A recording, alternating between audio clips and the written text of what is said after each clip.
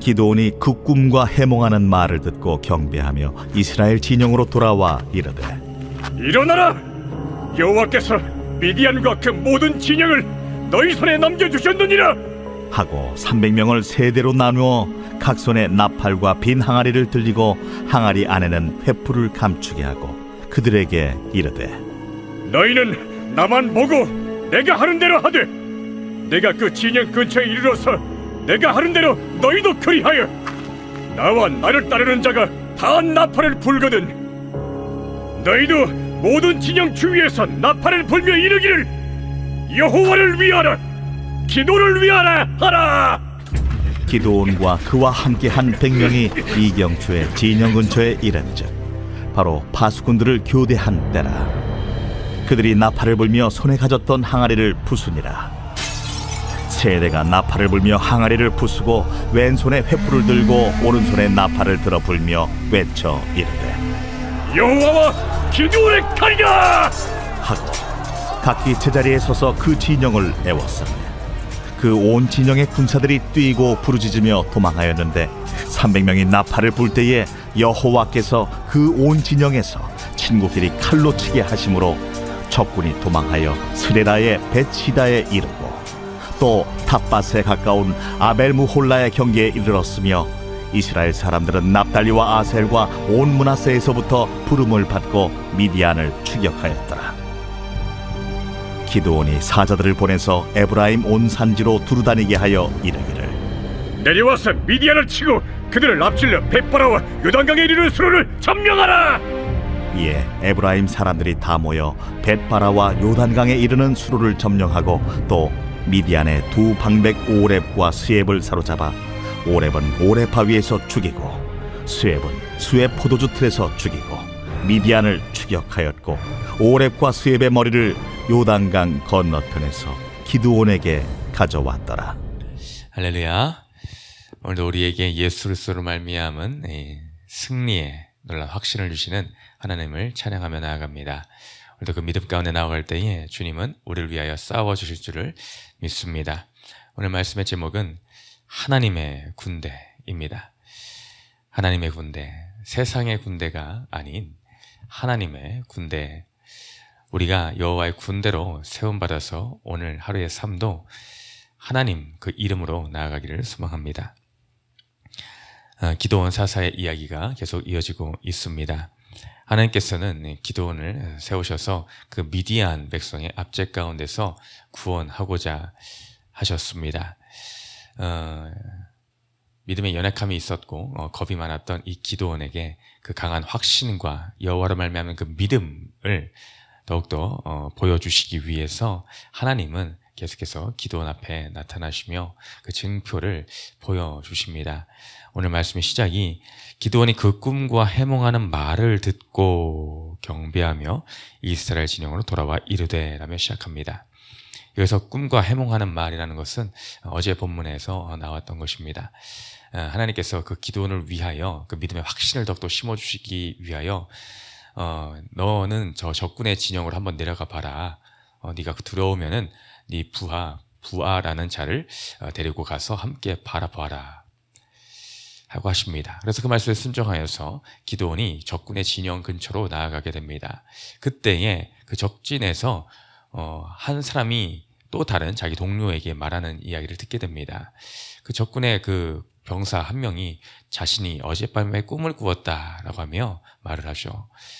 한 보리떡 덩어리 한 덩어리가 우리 진영을 뭉개버리고 박살내는 모습을 보았다라고 합니다. 그러니 그것을 듣고 있던 또 다른 한 명이 그것을 해석을 해주죠. 이것은 기드온의 칼이 우리 진영을 다 헤집어 놓고 그 칼로 말미암아 우리가 진멸당할 것임을 말하는 것이 아니냐라고 적군의 입에서 이런 꿈과 해석하는 소리를 기드온이 듣게 됩니다. 그것을 말미암아 하나님이 확실하고 분명하게 우리의 손에 그들을 넘기셨구나라는 것을 알게 됩니다. 그래서 그것을 꿈과 해몽하는 말을 들었다라는 것이죠.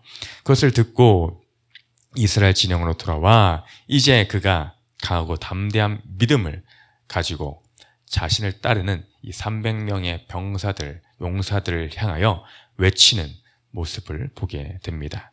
그 믿음의 확신을 가진 그 한 사람, 전에는 겁에 질려 하던 겁쟁이의 모습이 있었지만은 이제 믿음의 확신으로선 기드온의 그 자세를 통하여 무엇을 우리는 볼 수 있게 되겠습니까? 먼저는 그의 입술에서 이제는 하나님의 말씀이 전달되는 것을 보게 됩니다.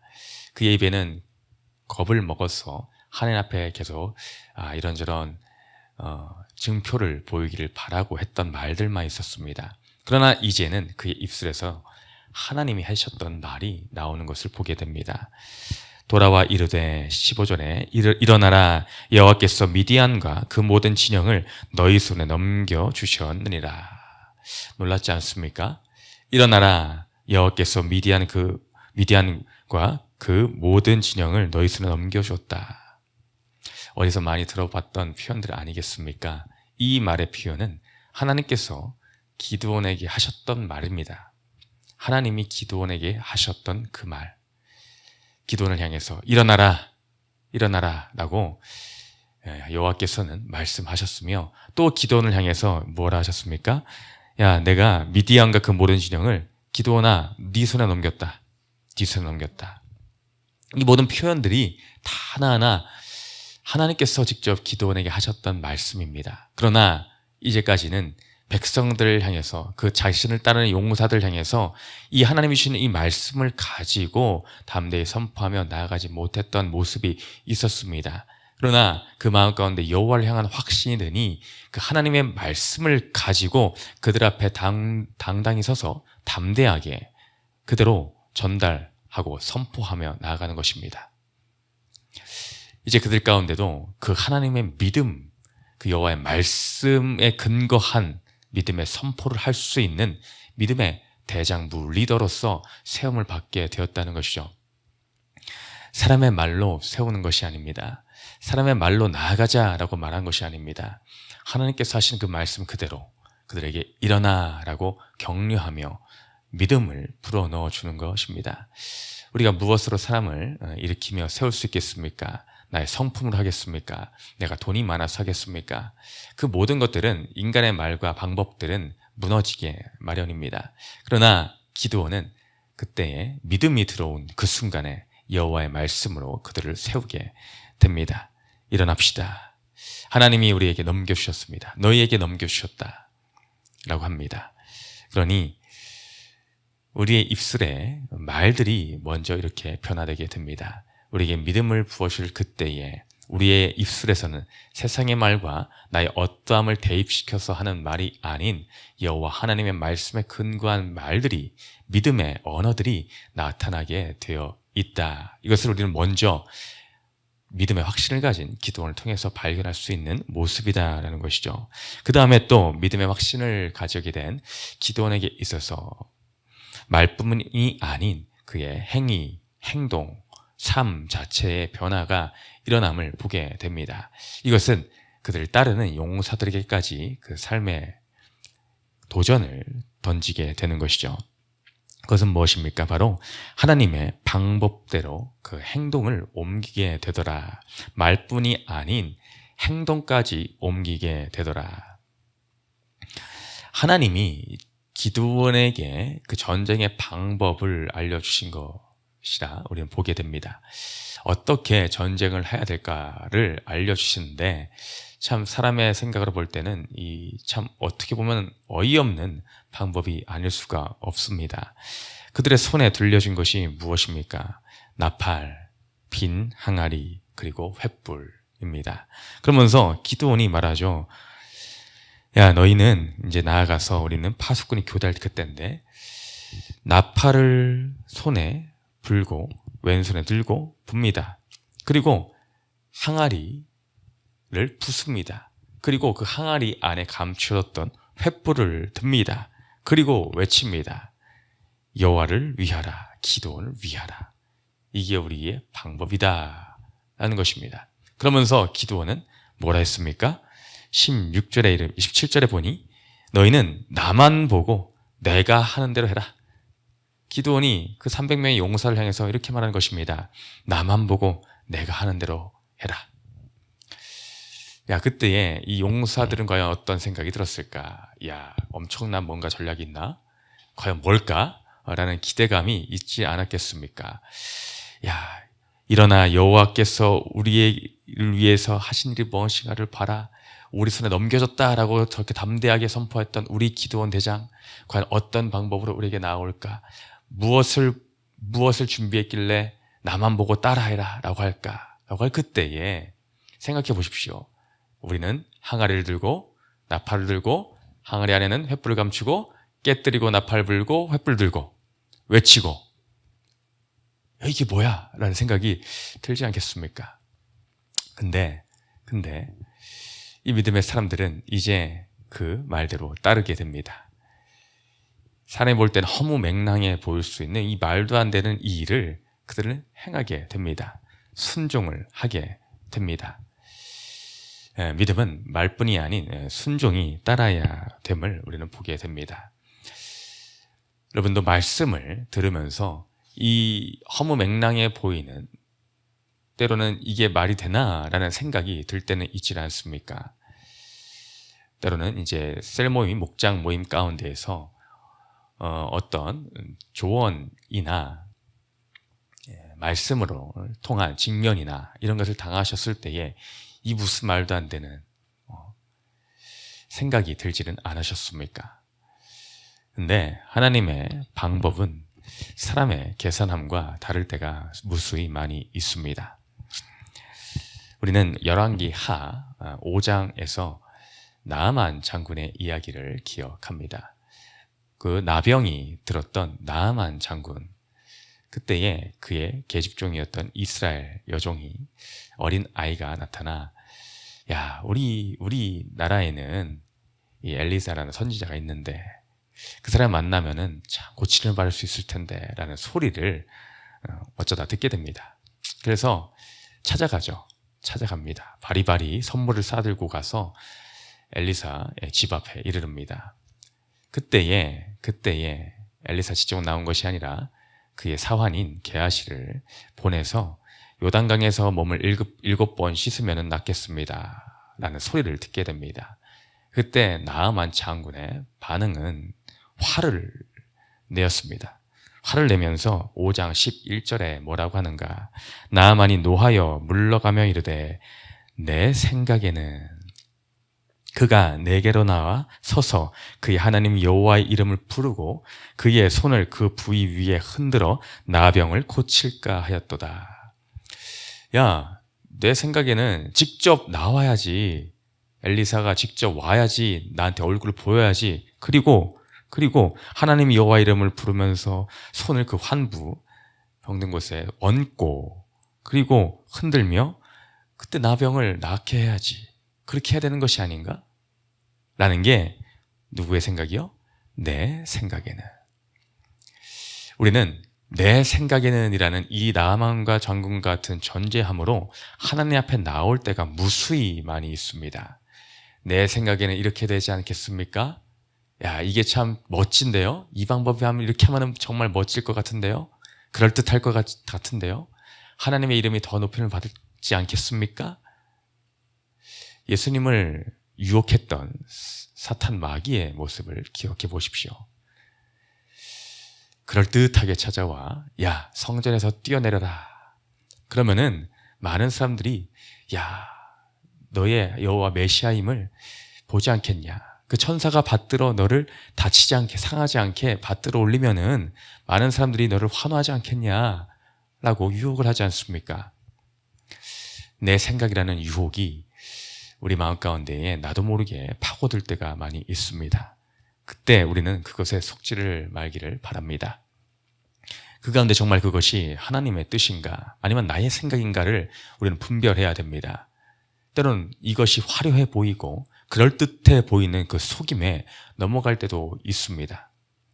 그러나 하나님의 방법은 오히려 때로는 화려하지 않을 때도 있습니다. 야, 너무나 밋밋하지 않은가라는 생각마저 들 때도 있습니다.